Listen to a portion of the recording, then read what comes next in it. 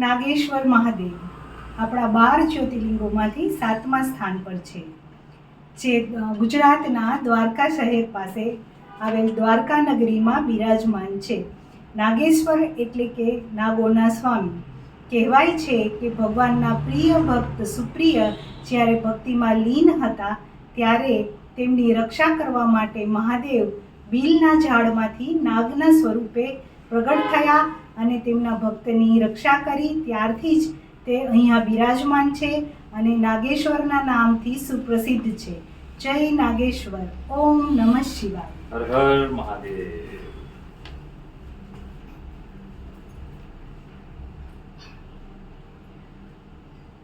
દારૂક નામનો રાક્ષસ માતા પાર્વતીની ઉપાસના કરીને જે વરદાન મેળવ્યું એ વરદાનના ઉપયોગ કરીને એણે દારૂકવનના બધા રાક્ષસોને શિવજીના કોપથી બચાવવા માટે આખા જંગલને સમુદ્રમાં ખસેડી દીધું અને ત્યાં એ પોતાનો ત્રાસ જુલમ વર્તાવવા લાગ્યો. ત્યારે ભગવાન શિવ ત્યાં નાગેશ્વર રૂપે પ્રગટ થયા અને દારૂકનો નાશ કર્યો. ઓમ નમઃ શિવાય. ઓમ નમઃ શિવાય. હર હર